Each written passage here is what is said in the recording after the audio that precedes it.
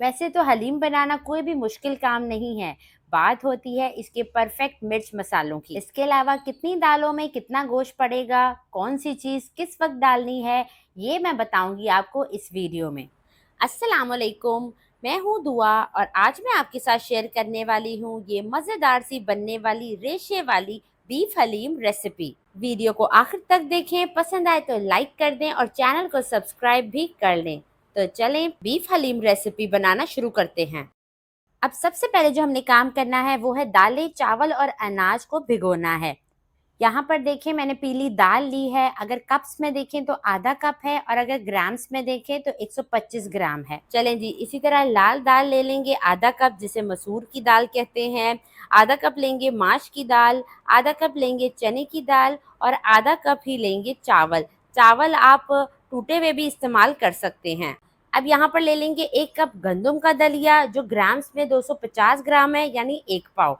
अगर आप चाहें तो साबुत गंदम भी ले सकते हैं, उसी मिक्सी जार में डाल दें और उसे थोड़ा सा तोड़ लें, उसे पीस लें ताकि ये गलने में और पकने में इसे आसानी हो। अब इन सारी चीज़ों को आप अच्छे से 2 से 3 पानी से धोकर भिगो कर रख दें, कम से कम 4 घंटे के लिए और ज़्यादा से ज़्यादा पूरी रात के लिए। अब एक बड़ा सा पतीला ले लें। मैंने इन सारी चीज़ों को पूरी रात के लिए भिगो के रखा था, तो पानी मैंने इसका गिरा दिया है और उसके बाद मैंने इसे ताज़ा पानी से 2 से 3 बार धोया है। और अब आप इन सारी चीज़ों को पतीले में डाल दें। अब आप इसमें 2 से 3 लीटर पानी डाल दें, जिसमें दालें अच्छे से गल जाएं। अब साथ ही इसमें 2 टेबलस्पून कुकिंग ऑयल डाल दें, इससे दाल उबल कर बाहर नहीं आएगी। और इसमें 1 टेबलस्पून नमक डालकर इसे हल्का सा मिक्स कर लें। अब मीडियम टू लो फ्लेम पर 1 से 1.5 घंटे के लिए दालों को पकने के लिए छोड़ दें। अब यहाँ पर मैंने ले लिया है एक प्रेशर कुकर, ताकि गोश्त को गलाने में आसानी रहे। अब यहाँ पर 1 कप कुकिंग ऑयल डाल दें। ऑयल हल्का सा गर्म होगा तो उसमें 1 टेबलस्पून साबुत सफ़ेद ज़ीरा डाल दें और 2 तेज़ पत्ते डाल दें। साथ ही 2 बड़े साइज के प्याज बारीक काट के डाल दें और प्याज़ों को हमने हल्का सा गोल्डन करना है। ब्राउन कलर नहीं देना प्याज़ों को, नहीं तो हलीम का कलर भी डार्क ब्राउन की तरफ चला जाएगा। इस बात का आपने ख़ास ख्याल रखना है। प्याज़ों को हमने लाइट गोल्डन कलर दे दिया है, तो अब इसमें डाल देंगे 1 टेबलस्पून भरकर अदरक लहसुन का पेस्ट और 1 टेबलस्पून भरकर डाल देंगे इसमें हरी मिर्चों का पेस्ट। साथ ही इसमें डाल देंगे 1 किलो गोश्त, जो मैंने बीफ का लिया है। इसमें बीफ के बोनलेस पीसेस भी हैं, 2 से 3 हड्डियां भी हैं और मैंने चर्बी भी रखवाई है। अब आपने बीफ को इतना भून लेना है कि इसका कलर चेंज हो जाए। जैसे ही बीफ का कलर चेंज हो तो इसमें कुछ स्पाइसेस डाल दें। 1 टेबलस्पून पिसी लाल मिर्च, 1 टेबलस्पून पिसा हुआ धनिया, हाफ टेबल स्पून हल्दी पाउडर, हाफ टेबल स्पून इसमें डाल दें नमक और हाफ टेबल स्पून इसमें डाल देंगे पिसा हुआ गरम मसाला। बस यही सादा से मसाले इसमें जाएंगे और हलीम हमारी बहुत ही टेस्टी बनेगी इंशाल्लाह।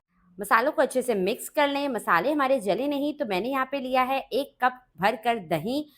दही डालकर इसको अच्छे तरीके से मिक्स करें। दही का पानी ड्राई करने तक आपने गोश्त को अच्छे से भून लेना है। और इस स्टेज पे अगर तो आपको रेसिपी ज़रा सी भी अच्छी लग रही है तो वीडियो को लाइक कर दें और कुकिंग एंड टिप्स पे दुआ को सब्सक्राइब कर लें। तो जैसे ही बीफ भुन जाए तो इसमें पानी डाल दें। मैंने इसमें 1 लीटर के करीब पानी डाला है, क्योंकि हमें गोश्त को भी अच्छे से गलाना है और इसकी हमें यखनी भी चाहिए। अब मीडियम फ्लेम पर इसे कवर करेंगे। तकरीबन 30 से 35 मिनट तक इसे पकने के लिए छोड़ देंगे। तकरीबन 40 मिनट के बाद इसका सारा प्रेशर निकाल के हमने कवर हटा लिया है। और देखें, कोरमा जितना अच्छा बनेगा, हलीम का जायका भी उतना ही जायकेदार आएगा। अब यहाँ पर आप चेक कर लें, गोश्त अभी गर्म है लेकिन ये बहुत अच्छे से गल चुका है। रेशा रेशा अलहदा हो रहा है। अब यहाँ पर आप गोश्त अलहदा से निकाल के इसके रेशे कर लें। चाहे तो कुंडी डंडे वाले डंडे से कर लें या फिर हाथों से भी कर सकते हैं। दालों की तरफ आ जाते हैं। दालों को पकते हुए 1 घंटा गुजर चुका है और ये अच्छी खासी नरम पड़ चुकी हैं। पानी देखिए कितना कम रह गया है। अब इन दालों को हम मैश कर लेते हैं, घोट लेते हैं। चाहे तो ये मैंने लकड़ी की मधानी ली है, आप इससे भी दालों को मैश कर सकते हैं, लेकिन इसमें थोड़ा टाइम लगेगा। लेकिन वक्त की बचत के लिए आप इसे ब्लेंडर में डाल के मोटा मोटा ब्लेंड कर लें। चाहे तो हैंड ब्लेंडर का इस्तेमाल कर लें, मिनटों में आपका काम हो जाएगा। अब आप दाल की कंसिस्टेंसी चेक कर लें, माशाल्लाह से बेहतरीन सी पिस चुकी हैं।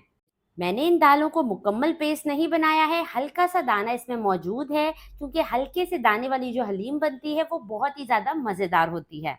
अब जो हमने गोश्त का रेशा किया था वो डाल देते हैं दालों में। और जो हमारे पास यखनी बची थी या ग्रेवी थी वो भी हम इसमें शामिल कर देते हैं। अब आता है असली मेहनत का काम। आपने इसे घोटना है। जितना आप इसे घोटेंगे उतनी ही मज़ेदार और जायकेदार रेशे वाली आपकी हलीम बनकर तैयार होगी। अब साथ ही इसमें 2 ग्लास पानी भी डाल देंगे ताकि दालें और गोश्त जो है वो एक साथ भी अच्छे से पक जाए। फ्लेम इसकी बिल्कुल लो रखें और जैसे ही इसमें बबल्स आने लगें तो इसमें 1 टीस्पून चाट मसाला डाल दें, 1 टेबलस्पून इसमें लेमन जूस डाल दें और 1 टीस्पून इसमें नमक भी डाल दें। हल्का सा मिक्स करें और उसके बाद लकड़ी की मधानी से इसे घोटना शुरू करें। हल्की आंच पे आपने इसे 30 से 40 मिनट तक अच्छे से घोटना है ताकि दाल और गोश्त यकजान हो जाएं।